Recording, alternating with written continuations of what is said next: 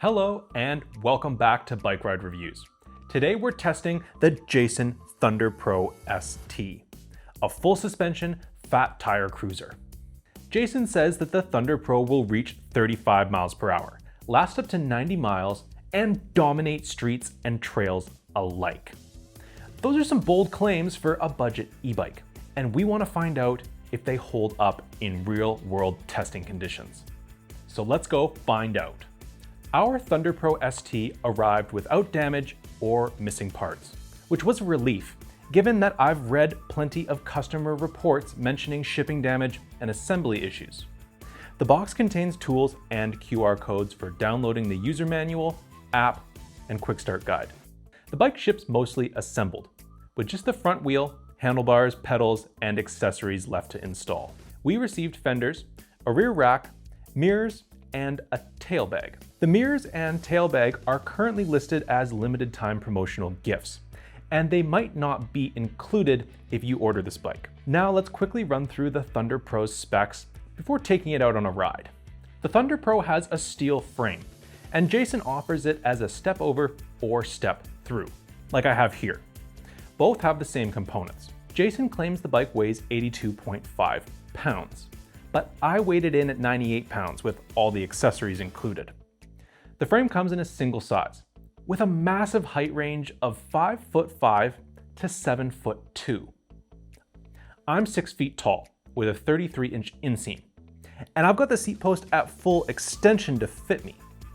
Riders over 6'2" probably won't achieve full leg extension on this bike, never mind riders over 7 feet tall.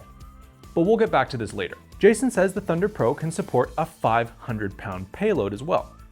But when I asked their support for direct confirmation of this number, they said that 500 pounds is a static structural limit, not a riding recommendation. For actual riding, they recommend keeping combined rider and cargo weight below 270 pounds with the stock suspension. That's a huge difference.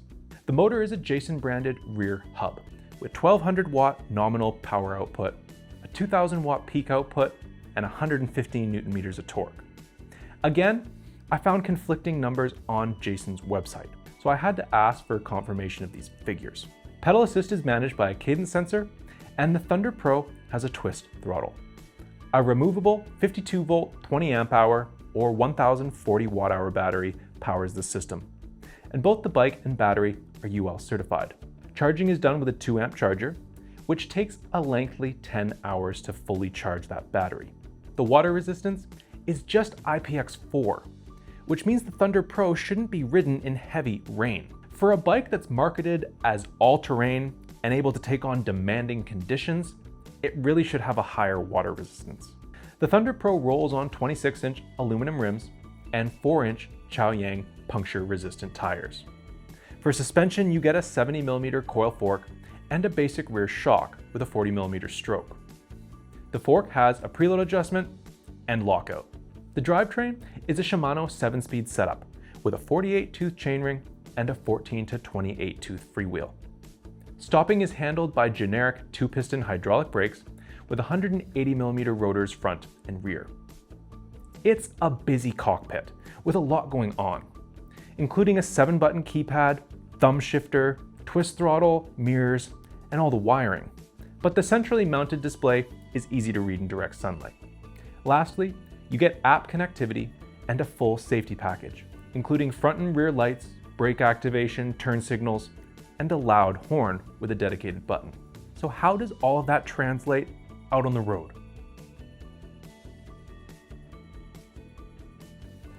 The first thing that I noticed about the Thunder Pro is that it's huge. It's large, it's long, it's heavy, and it's absolutely loaded with accessories. So it takes up a lot of space. Also, as I already mentioned, it weighs 98 pounds, making it one of the heaviest bikes in its category. Once you get on and get moving, you don't feel that weight as much. The bike accelerates smoothly using throttle, and the torque output is tapered, so nobody's gonna get thrown off the back of this bike. So if you're looking for a really torquey, snappy e-bike, this isn't it. But the throttle still has good capability. I managed to get all the way up to a GPS verified 35 miles per hour using only the throttle on this bike. So it's still got pep, it just takes a little time to get up there. When we're talking about top speed, it is worth noting that I noticed that the display on my bike was reading about 3 miles per hour faster than my GPS in almost all situations. I was also really impressed with how the bike felt at high speeds. It feels really stable and planted. The fat tires, long wheelbase, and the suspension helps it to feel really stable at speed. Now that full suspension setup does add a fair amount of weight, but with the weight does come some good ride comfort.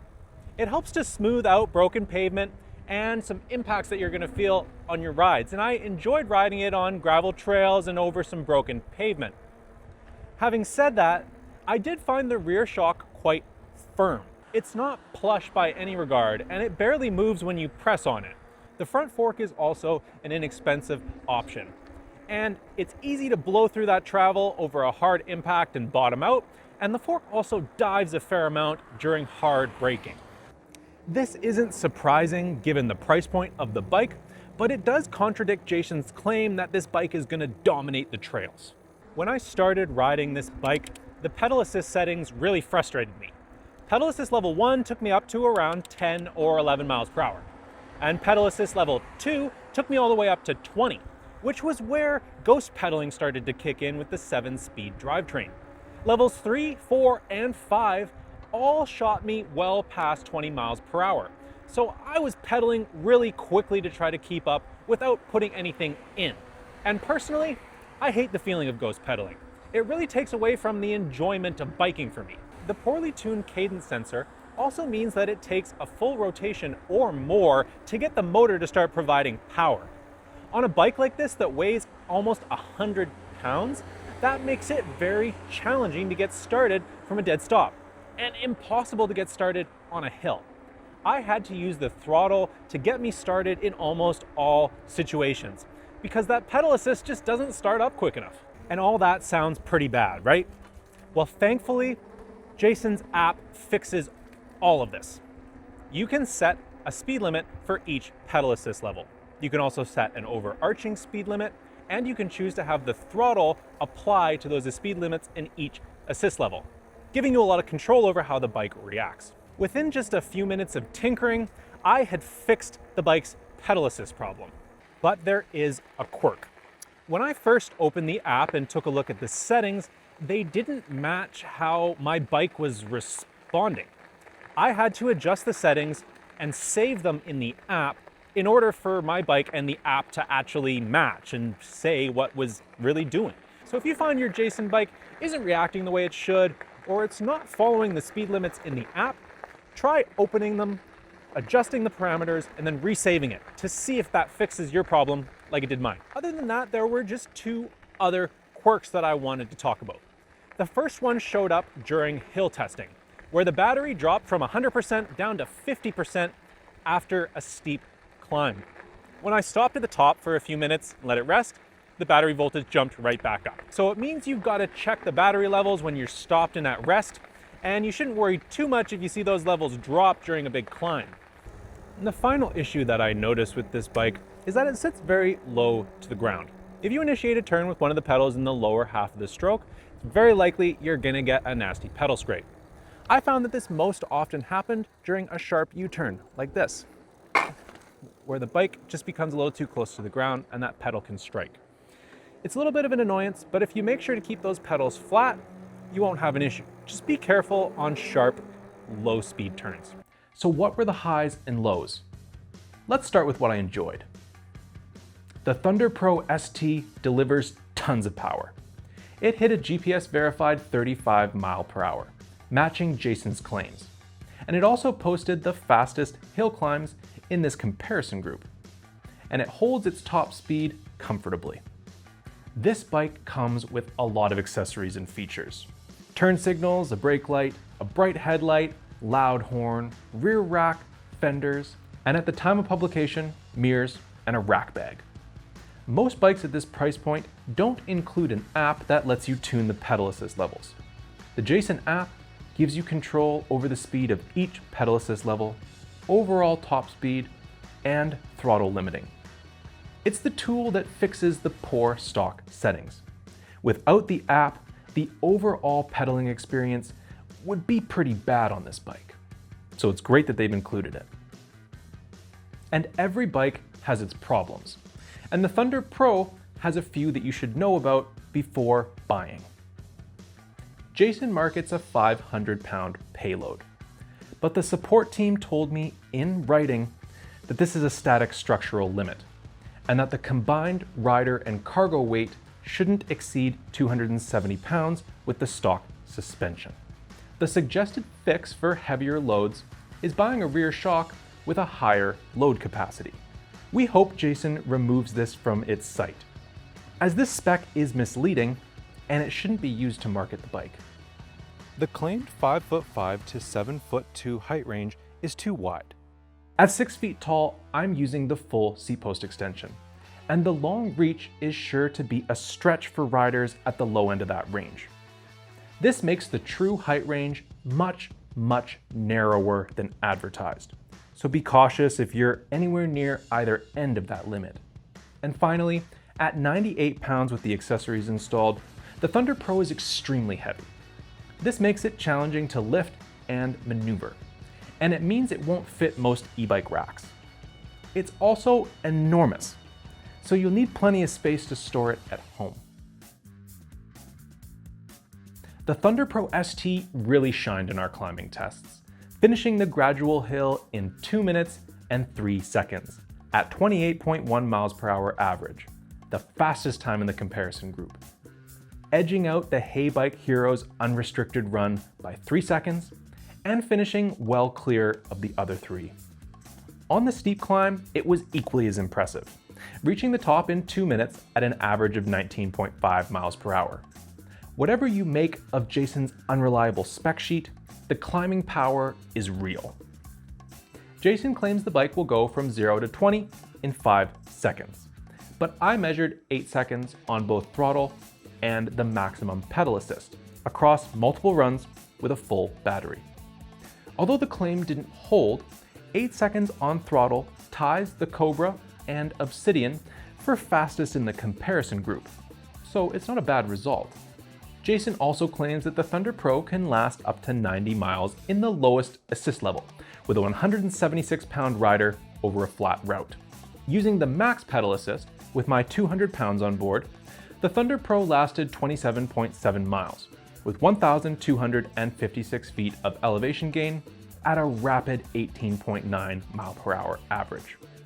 In its stock tune, using pedal assist 3, it lasted 28.4 miles at 18.1 miles per hour.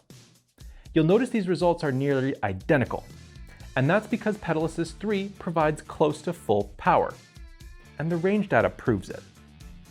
Both results sit in the lower half of our comparison group. The Cobra managed 41.8 miles and the Snap Cycle 39, though both at lower average speeds. In our brake test, the Thunder Pro ST came to a complete stop from 20 miles per hour in 21 feet, the longest distance in the comparison group. The Cobra stopped in 18 feet, the Snap Cycle in 18.5, the Hero in 19, and the Obsidian in 20. So does the Thunder Pro ST deliver on Jason's promises? Well, it depends on which claim you're looking at. It reached the claimed 35 mile per hour top speed, and it posted the fastest hill climbs in its comparison group. But it stops there. Most notable are the 500-pound payload capacity, which is actually just 270 pounds as the bike is sold, and the wildly inaccurate height range. And the 5-second 0 to 20 acceleration just didn't hold up in testing. The Thunder Pro ST is a powerful, comfortable, and well-equipped cruiser with an aggressive price tag. But the budget suspension isn't suitable for rough terrain, and the bike isn't going to dominate trails.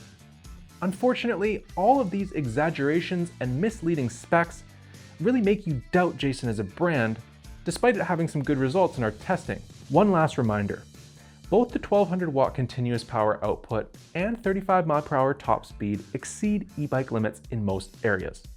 So be conscious of that if you plan to ride this bike on public roads or trails. What do you think of the Thunder Pro ST? Let me know in the comments. And if you own any of Jason's models, I'd love to hear your experience. If you're still out looking for your next bike, check out bikeride.com. We've got hundreds of bike reviews, plus handy search tools and our curated best bike lists to narrow the search. You can also find ride events near you to join, brush up on maintenance with our repair guides, or discuss anything to do with bikes in our forums. Thanks for watching, and stay tuned for our next review.